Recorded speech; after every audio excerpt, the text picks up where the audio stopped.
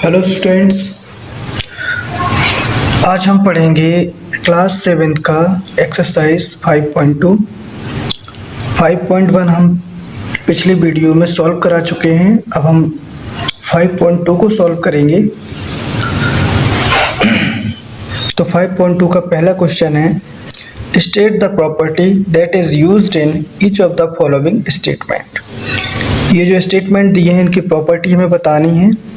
तो सबसे पहले 5.2 को सॉल्व करने के पहले हम जो 5.2 में जो बेसिक चीज़ें यूज़ होनी है वो आनी चाहिए हमें। तो पहले हम उनको स्टडी करेंगे, इसके बाद एक एक करके इन सभी क्वेश्चन को सॉल्व करेंगे। तो ये हमने जैसे एक ये नया पेज लिया है, इसमें L और M दो लाइन्स है। इसको ये ट्रांसवर्सल, ये है P, ये कट कर रही है इसको, और ये हमारे एंगल दिए गए हैं। ये 1 है, ये 2 है, 3, 4, 5, 6, 7, 8। अब पहला पॉइंट है इसमें इंटीरियर एंगल। अब इंटीरियर एंगल, इंटीरियर का मतलब अंदर वाले एंगल, यानी कि जो अंदर वाले एंगल होंगे वो इंटीरियर एंगल होंगे। यानी कि अंदर अंदर कौन कौन से एंगल हैं? एक 3 है, एक ये 4 है, एक ये 5 है और ये एक 6 है। ये क्या हो जाएंगे? इंटीरियर एंगल हो जाएंगे हमारे। तो इंटीरियर एंगल कौन कौन से हो जाएंगे? Angle 3, angle 4, angle 5, angle 6। अब हमारा दूसरा पॉइंट आता है एक्सटीरियर एंगल।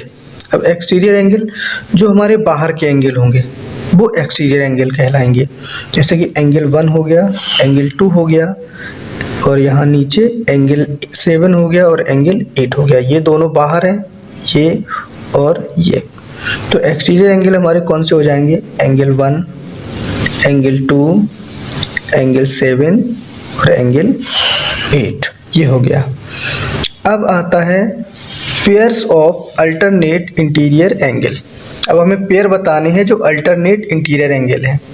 अब इंटीरियर एंगल की अगर बात हो रही है, अगर इंटीरियर एंगल बोल रहा है तो हमें पता है हमें अंदर के ही एंगल लेने हैं। अब कह रहा है अल्टरनेट, तो हमें क्या करना है? पेयर्स जब बनेंगे तो 3 का कौन सा होगा? 6 होगा, और 4 का कौन सा होगा? 5 होगा, यानी कि इसके अपोजिट साइड। तो जो pairs of alternate interior angle होंगे, तो देखो 3 एंड 6, एंगल 3 एंड एंगल 6 हो जाएगा, और 4 का क्या हो जाएगा? 5 हो जाएगा। एंगल 4 एंड एंगल 5, ये हमारे पेयर हो गए किसके? अल्टरनेट इंटीरियर एंगल के। अब हमारा फोर्थ वाला जो पार्ट आता है वो ये है पेयर्स ऑफ करस्पॉन्डिंग एंगल। अब करस्पॉन्डिंग एंगल देखेंगे हम। करस्पॉन्डिंग एंगल देखेंगे, करस्पॉन्डिंग एंगल में क्या होगा? हमारा जो एंगल 1 होगा और एंगल 1 और एंगल 5 होगा, एंगल 3 और एंगल 7। यानी कि एक अगर बाहर का ले रहे हैं यहाँ से तो यहाँ एक अंदर का लेंगे, और यहाँ अगर एक अंदर का ले रहे हैं तो यहाँ एक बाहर का लेंगे। ऐसे इस साइड होगा, एक बाहर का ले रहे हैं तो एक अंदर का लेंगे, एक अंदर का ले रहे हैं तो यहाँ एक बाहर का लेंगे। तो जो पेयर्स ऑफ करस्पॉन्डिंग एंगल होगा तो किसका हो जाएगा? 1 एंड 5, एंगल 1 एंड एंगल 5, ये हो जाएगा 1, 5 हो गया। दूसरा 3 एंड 7, एंगल 3 एंड एंगल 7। ऐसा ही इस साइड होगा, angle 2 and angle 6, angle 2 and angle 6। फिर हमारा एक ये बनेगा angle 4 and angle 8, angle 4 and angle 8। तो ये हमारे हो गए करस्पॉन्डिंग एंगल। अब फोर्थ वाला पॉइंट हमारा आता है। फोर्थ वाले पॉइंट में है pair of interior angles on the same side of the transversal. अब पेयर्स बताने इंटीरियर एंगल की। अब जब भी इंटीरियर एंगल की बात हो तो हमें पता ये करना होता है कि सिर्फ इनमें इनकी ही बात होगी, बस अंदर के एंगल की ही बात होगी। तो इसमें लिखा है pairs of interior angle on the same side of the transversal. मतलब ट्रांसवर्सल के सेम साइड होंगे। तो क्या होगा, 3 का हमारा 5 हो जाएगा और 4 का क्या हो जाएगा, 6 हो जाएगा। तो क्या हो जाएगा, angle 3 and angle 5, angle 3 and angle 5 और angle 4 and angle 6, angle 4 and angle 6। तो ये चीज़ समझनी बहुत ज़रूरी है, क्योंकि हमारे जो क्वेश्चन होंगे इन्हीं की हेल्प से होंगे। तो अब चलते हैं हम अपनी एक्सरसाइज पे, एक्सरसाइज 5.2 पे। 5.2 हम सॉल्व करेंगे। अब 5.2 का पहला क्वेश्चन है, state the property that is used in each of the following statement. तो पहला क्वेश्चन है, if A parallel to B, यदि ए और बी दोनों एक दूसरे के क्या है, पैरेलल है, then angle 1 is equal to 5। तो जो हमारा एंगल 1 है वो 5 है। अब देखो हमने बताया था एक बाहर वाला और एक अंदर वाला, एक बाहर वाला और एक अंदर वाला, एंगल 1 इज इक्वल टू 5। इसमें कौन सी प्रॉपर्टी लगेगी, किस हिसाब से ये इक्वल हो रहे हैं। तो यहाँ पे हमें लगेगा करेस्पॉन्डिंग एंगल प्रॉपर्टी। तो यहाँ पे हम क्या लिख देंगे, करेस्पॉन्डिंग एंगल प्रॉपर्टी। तो इसका फर्स्ट वाले का ये आंसर हो जाएगा। अब चलते हैं सेकंड वाले पे, कह रहा है if 4 is equal to 6 then A is parallel to B. A B के पैरेलल है तो 4 इज इक्वल टू 6, यानी कि जो 4 है वो 6 के इक्वल है। अब देखो हमने क्या बताया था, अंदर की ही बात हो रही है, यानी कि इंटीरियर एंगल है, इंटीरियर एंगल की बात हो रही है। तो 4 और 6 सेम साइड तो है नहीं, अपोजिट साइड है, तो इसे हम क्या बोलेंगे, अल्टरनेट इंटीरियर एंगल प्रॉपर्टी। यहाँ पे हम क्या लिखेंगे, अल्टरनेट इंटीरियर एंगल प्रॉपर्टी। अब आते हैं थर्ड वाले पॉइंट पे। थर्ड क्या कह रहा है, if 4 + 5 is equal to 180।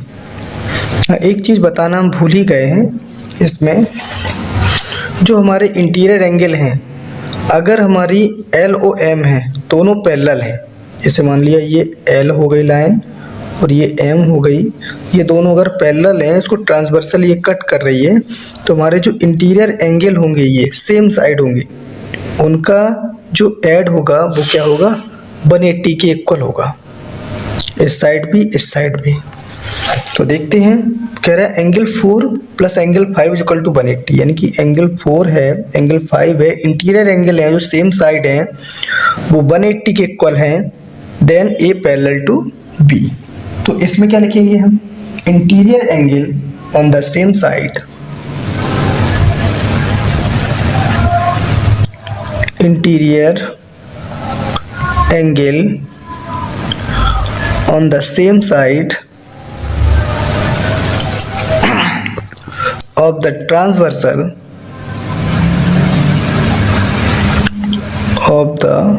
transversal are supplementary।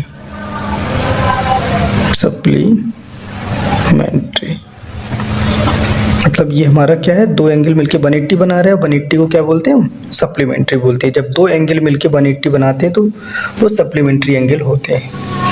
तो क्वेश्चन फर्स्ट हमारा फिनिश हो चुका है, खत्म हो चुका है। अब हम चलते हैं आगे क्वेश्चन सेकंड पर। तो क्वेश्चन सेकंड की बात करेंगे अब। इन द एडजॉइनिंग फिगर आइडेंटिफाई, हमें इस फिगर में आइडेंटिफाई करना है, बताना है। तो ये दिखा है the pair of corresponding angle. अब करस्पॉन्डिंग एंगल के पेयर बताना है इसमें, तो हमें पता है, हम जानते हैं कि करस्पॉन्डिंग एंगल कौन कौन से होते हैं। पहले एक क्या लेंगे, एक अगर ऊपर वाला होगा, एक बाहर वाला होगा तो एक अंदर वाला, ये अंदर वाला होगा तो ये बाहर वाला होगा। ये हमारे कौन से होते हैं, करस्पॉन्डिंग एंगल। तो पेयर लिखेंगे हम एंगल 4 और 8, यहाँ पे लिखेंगे एंगल 4 एंड एंगल 8।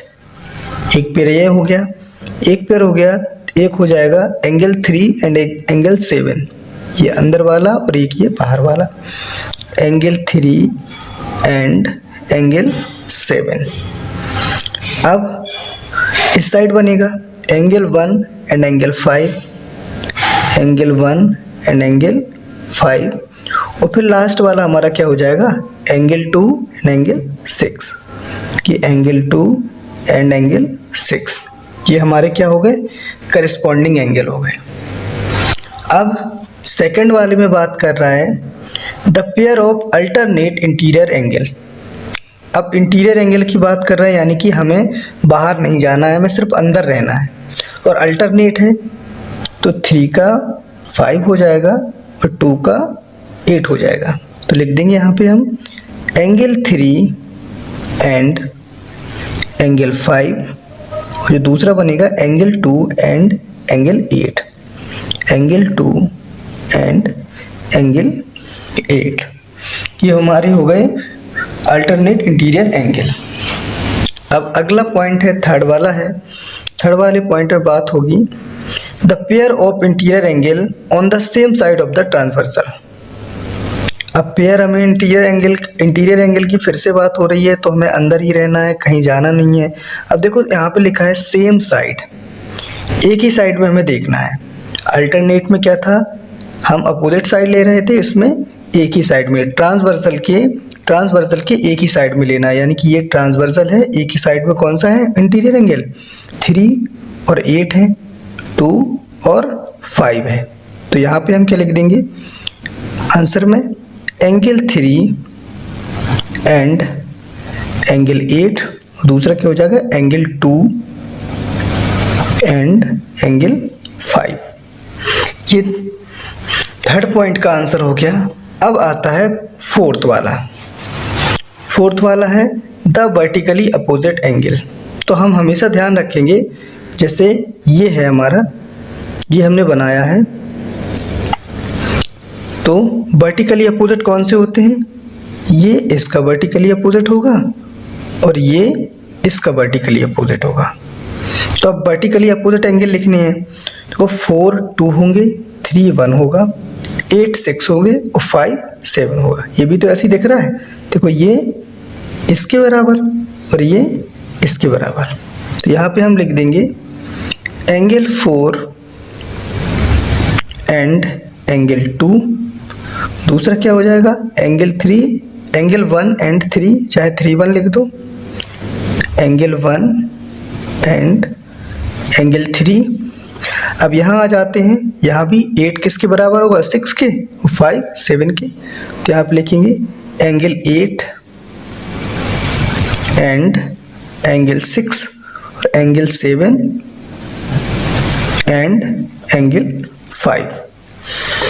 तो हम क्वेश्चन नंबर 2 दूसरा भी सॉल्व कर चुके हैं। अब हम चलते हैं क्वेश्चन नंबर तीसरे पे। क्वेश्चन नंबर तीसरा यह है in the adjoining figure P parallel to Q, जो P है वो Q के पैरेलल है।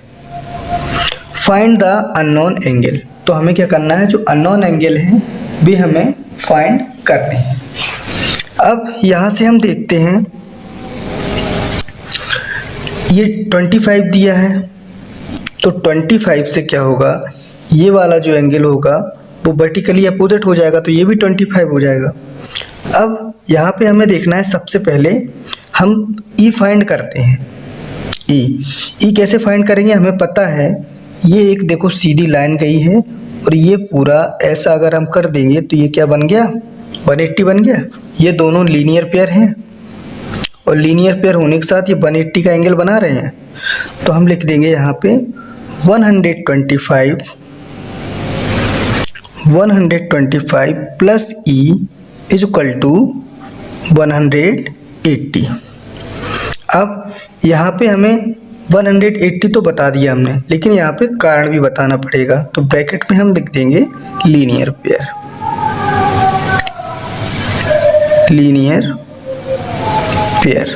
यहाँ लिख दिया। अब E की वैल्यू यहाँ से फाइंड करेंगे हम, तो E इज इक्वल टू क्या हो जाएगा 180 125 इक्वल के उस साइड चला जाएगा। तो अब हम यहाँ से फाइंड करेंगे 180 में से 125 जाएगा तो हमारा क्या बचेगा 55 डिग्री बचेगा। तो ये हमारा जो ई है वो कितना निकल आया 55 डिग्री। अब देखते हैं हमारा vertically opposite angle E F के बराबर होगा, क्योंकि ये क्या है वर्टिकली अपोजिट है। तो यहाँ पे हम लिखेंगे एफ की वैल्यू निकालेंगे, तो यहाँ पे लिखेंगे F is equal to E is equal to 55। तो ये कैसे निकला, यहाँ पे लिख देंगे वर्टिकली, कारण लिखेंगे यहाँ पे वर्टिकली अपोजिट। अब ये एफ भी हमारा क्या निकल आया 55 निकल आया।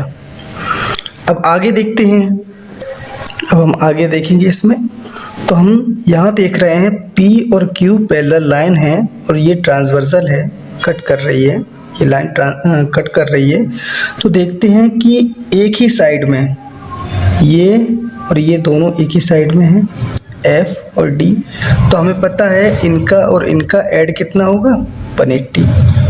सेम साइड ऑफ ट्रांसवर्सल, मतलब सेम ट्रांसवर्सल के सेम साइड हैं दोनों, तो ये कितने हो जाएंगे, इन दोनों का ऐड कितना हो जाएगा 180 हो जाएगा। तो हम यहाँ पे लिख देंगे F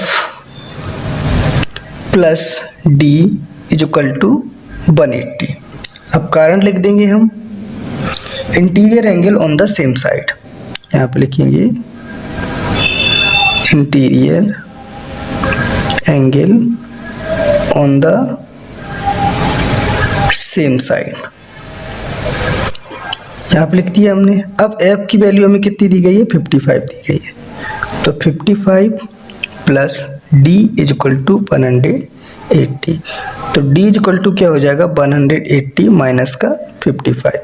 तो 180 में से 55 जाएगा तो हमारा क्या निकलेगा 125, यानी कि d की वैल्यू भी निकल आई। d की वैल्यू कितनी निकली 125। अब हम यहाँ से देखेंगे अगर D हमारा 125 है तो B हमारा भी 125 हो जाएगा, क्योंकि D और B दोनों क्या है वर्टिकली अपोजिट हैं। तो यहाँ हम लिखेंगे B is equal to D is equal to 125।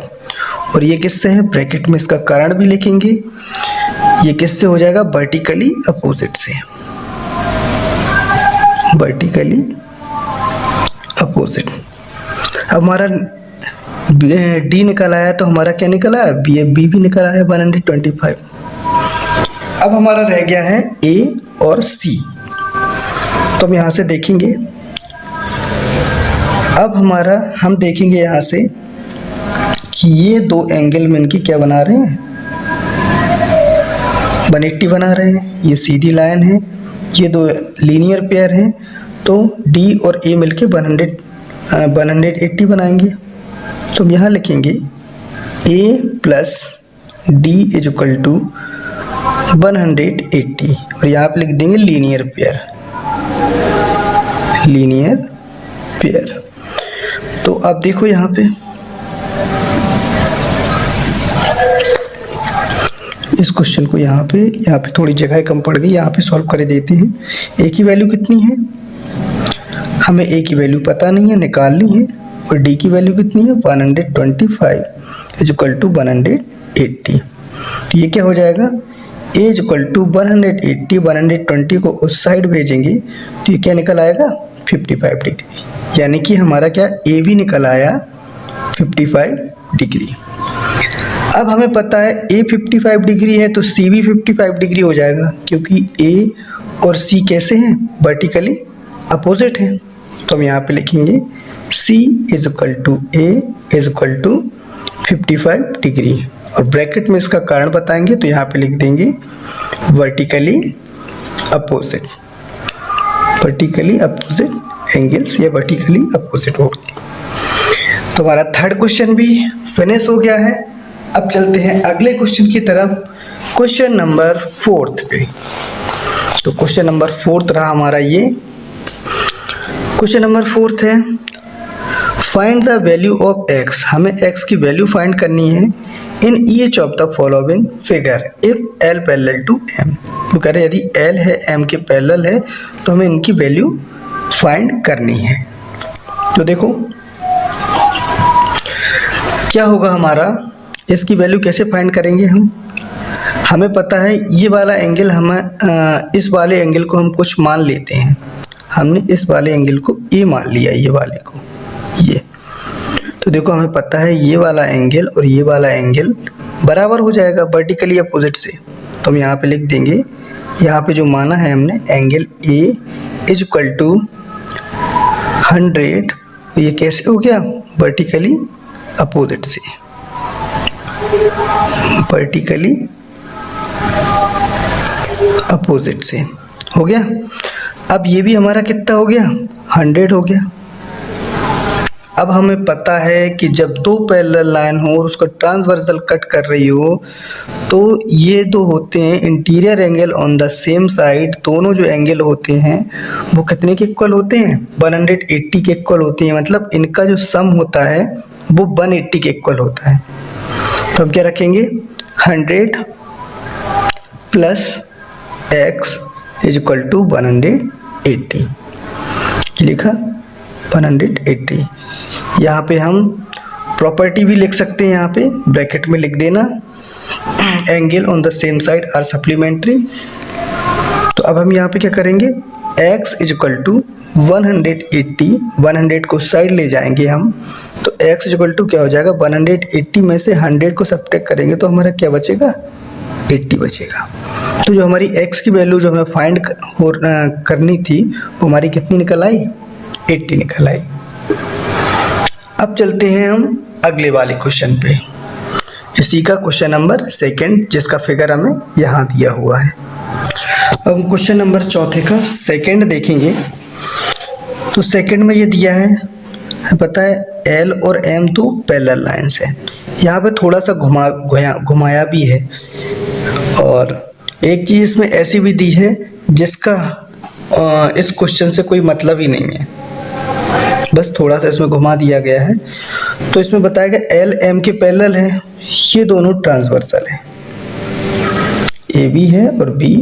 तो ना तो हमें इस ट्रांसवर्सल का कोई मतलब निकल रहा है और ना इस एंगल का कोई मतलब निकल रहा है। तो ये इनसे हमें कोई भी मतलब नहीं है, कोई भी लेना देना नहीं है, ये सिर्फ बस थोड़ा सा हमें घुमाने के लिए बताया गया है। अब यहाँ पे देखेंगे L और M दो पैरेलल लाइंस हैं, L और M दो पैरेलल लाइंस हैं। तो इसमें ये 100 दिया हुआ है, यहाँ पे x दिया हुआ है, तो हमें इस x की वैल्यू फाइंड करनी है। हम इस L और M को अच्छा अगर ऐसा घुमा के रख दें, देखो जैसे हमने ये रख दिया, ये रख दिया L और M, तो 100 यहाँ आ जाएगा और x यहाँ आ जाएगा। तो हमें ये दिखाई दे रहा है एक बाहर का एंगल और एक अंदर का एंगल, यानी कि ये दोनों क्या हो जाएंगे, बराबर हो जाएंगे। और किससे होंगे, करस्पॉन्डिंग एंगल से बराबर होंगे। तो ऐसा ही हमारा ये है, 100 है वो x के बराबर हो जाएगा। तो यहाँ क्या लिखेंगे हम, x इज इक्वल टू 100 लिख देंगे और यहाँ पे लिख देंगे करस्पॉन्डिंग एंगल, यहाँ ऐसे लिख देंगे by property of corresponding angle. तो हमारा क्वेश्चन नंबर 4 भी फिनिश हो चुका है। अब हम आगे चलते हैं क्वेश्चन नंबर 5 पे। In the given figure the arms of 2 angles are parallel. हमें 2 एंगल दिए गए हैं जिनकी आर्म्स क्या है, पैरेलल है। एक तो देखो आर्म्स कौन सी होती हैं, एक ये है, ये है, ये है और ये है। एंगल कौन से हैं, 2 हैं। एक ये हमारा कितना दिया है, 70 दिया है, एक ये दिया है, ये दिया है, ये भी बनेगा। तो इसमें कह रहा है the arms of 2 angles are parallel, जो आर्म्स है वो पैरेलल्स हैं, यानी कि ये इसके क्या है, पैरेलल है। और इसे थोड़ा और आगे बढ़ा देते हैं, इसकी आगे चल के हमें ज़रूरत पड़ेगी। ये पैरेलल है। If angle ABC are is equal to 70, जो ABC यानी कि ये जो एंगल दिया है वो हमारा क्या दिया है, 70 दिया है। Then find angle DGC, angle DEF। ये हमें दोनों निकालने हैं, यानी कि DGC ये वाला एंगल और कौन सा है DEF और DEF और ये वाला एंगल, ये दोनों हमें फाइंड करने हैं। अब देखो, चाहे पता है इस लाइन को हम, ये B पॉइंट है, इस यहाँ से ऐसा बढ़ा देंगे, ये दोनों पैरेलल हो गई, ये ट्रांसवर्सल हो गई, ये इसको कट कर रही है। तो पहले तो हम लिखेंगे यहाँ पे इसका जो सॉल्यूशन होगा, सॉल्व कैसे करेंगे, तो लिखेंगे गिवन,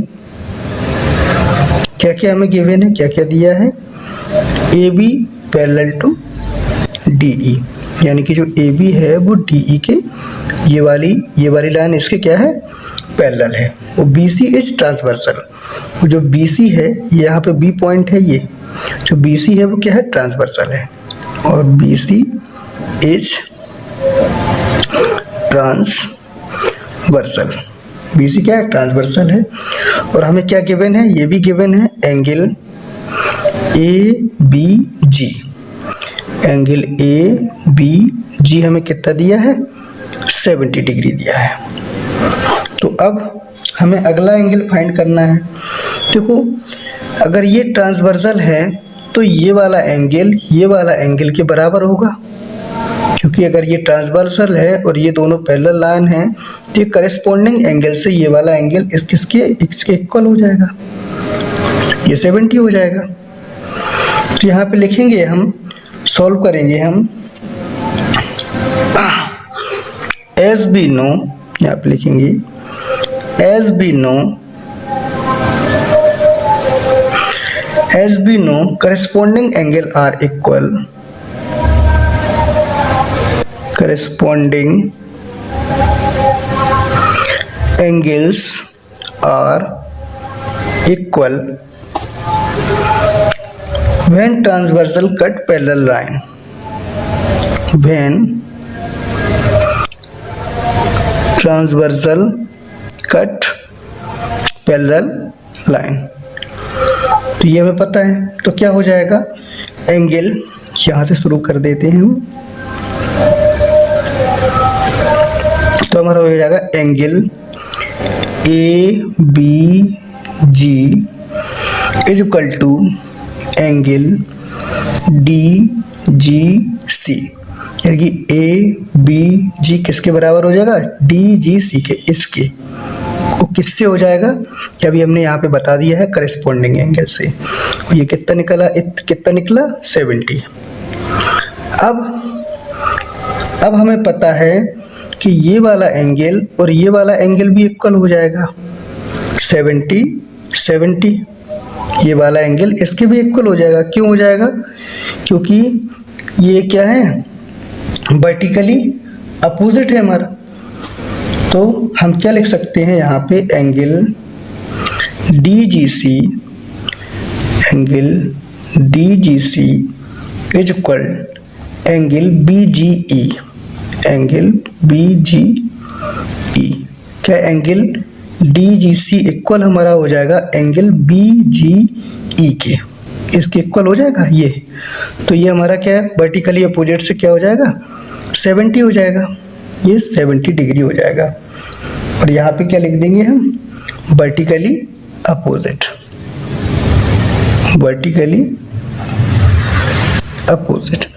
वर्टिकली अपोजिट से ये हमारा 70 हो गया।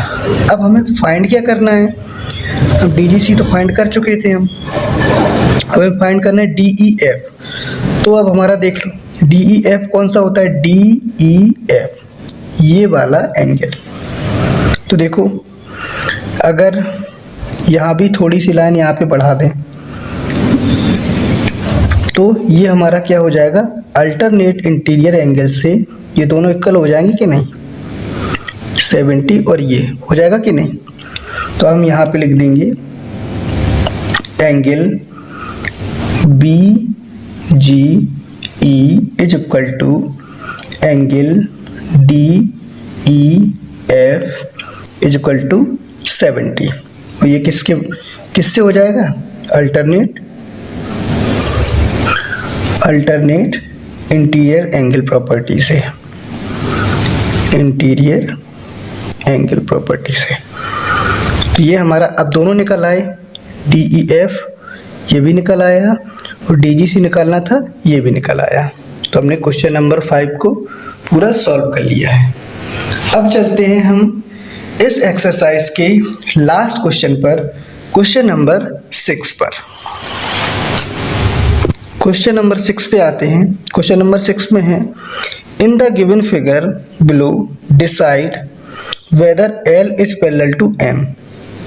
L पैरेलल M के है या नहीं है, ये हमें डिसाइड करना है, ये बताना है कि L M के पैरेलल है या नहीं है। देखो क्वेश्चन नंबर फर्स्ट को हम लेते हैं। हमें पता है कि अगर L और L M के पैरेलल है तो हमारे सेम साइड के जो इंटीरियर एंगल होंगे वो किसके, उनका सम 180 के बराबर आना चाहिए। तो यहाँ पे कितना दिया है 126 और ये दिया है 44 दिया है। तो हम ऐड करके देखते हैं 126 प्लस 44 ये कितने के इक्वल आना चाहिए 180 के। तो हम इन पे ऐड करेंगे 126 और 144 को, तो हमारा 170 आ रहा है जो कि 180 के इक्वल नहीं है। तो हमारा डज नॉट टू 180 हो रहा है। तो हम इसका आंसर क्या हो जाएगा, नो।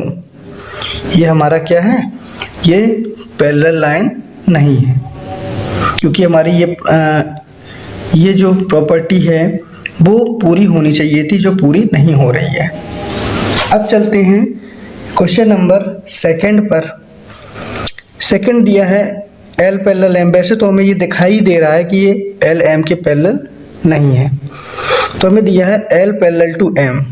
अगर L M के पैरेलल हैं तो इनका भी हमारा इस एंगल का सम 180 होना चाहिए। देखो जी अगर 75 है तो वर्टिकली अपोजिट से ये भी 75 हो जाएगा। और इन दोनों का सम कितना होना चाहिए, 180 होना चाहिए। ये भी करके देख लेते हैं। तो 75 प्लस 75 इज इक्वल टू 180 हो जाएगा। तो यहाँ पे देखेंगे हम ये कितना आ रहा है हमारा 150, जो 180 के इक्वल नहीं है। तो ये भी हमारा क्या हो जाएगा, नो, ये भी नहीं होगा। ये भी जो L है वो L M के पैरेलल नहीं होगी। अब हम देखते हैं इसका थर्ड वाला। ये L है, ये M है, ये N है, ट्रांसवर्सल है। अब इसमें हम देखते हैं L M पैरेलल है। तो अब देखो क्या होगा, अगर L M पैरेलल है तो सबसे पहली बात तो ये वाला एंगल अगर होगा तो हमारा किसके 57 है, और ये भी वर्टिकली अपोजिट से कितना हो जाएगा 57 हो जाएगा। ये भी हमारा क्या हो गया 57 हो गया। अब अगर ये 57 हो गया तो इन दोनों का ऐड, ये भी क्या है सेम साइड पे हैं, ये ट्रांसवर्सल है और ये सेम साइड है, ये L और M है जो पैरेलल है। तो इन दोनों का सम क्या होना चाहिए 180 होना चाहिए। तो देखते हैं 57 प्लस 123 किसके इक्वल होना चाहिए 180 के। अब इनको ऐड करते हैं 7 3 10 की 0 1 कैरी 2 1 3 5 8 180 इज इक्वल टू 180। देखो अब ये आ गया 180 के इक्वल आ गया, तो ये प्रॉपर्टी इसमें लग रही है। तो हम कह सकते हैं कि L M के पैरेलल है। या ऐसे अगर लिखना हो तो हम ऐसे भी लिख सकते हैं, yes L is parallel to M because as we know if transversal cut parallel line corresponding angle are equal। तो corresponding angle होंगे वो इक्वल होंगे। एक ये भी प्रॉपर्टी हो गई, और दूसरा हम ये जो हमने बताया है ये भी हो सकता है। अब आते हैं क्वेश्चन नंबर 4 पे। अब देखते हैं क्वेश्चन नंबर 4 पे आते हैं। क्वेश्चन नंबर 4 में ये हमारा 72 दिया है, तो ये भी वर्टिकली अपोजिट से क्या हो जाएगा 72 हो जाएगा। जब L M के पैरेलल है तो ये भी हमारा दोनों क्या होना चाहिए 180 के इक्वल होना चाहिए। तो यहाँ पे लिखेंगे 98 प्लस 72 इज इक्वल टू 180। तो 8 2 10 की 0 1 कैरी 718 और ये 170 आ रहा है, 180 नहीं आ रहा है, तो यहाँ भी हमारा क्या होगा, नो हो जाएगा। तो ये हमारा इनमें हमारे जो 1 2 3 4 ये चारों दिए हैं, इनमें से हमारा जो थर्ड वाला है वही केवल यस है, बाकी सब नो है, और बाकी हम आपको समझा ही चुके हैं। तो हमने ये आज फिनिश कर चुके हैं एक्सरसाइज 5.2 को। आशा करते हैं कि आपको ये सारी क्वेश्चन समझ में आए होंगे। तो अब इसके बाद अगली कोई एक्सरसाइज होगी, अगला कोई चैप्टर होगा 7th क्लास का, और अभी हम जब तक 7th क्लास के पूरे चैप्टर ख़त्म नहीं हो जाते, केवल 7th क्लास के ही वीडियोस बनाएंगे। तो अगर वीडियो अच्छा लगा हो तो लाइक करें, कमेंट करें, सब्सक्राइब करें। Thank you so much. फिर मिलते हैं अगले वीडियो के साथ। Thank you so much.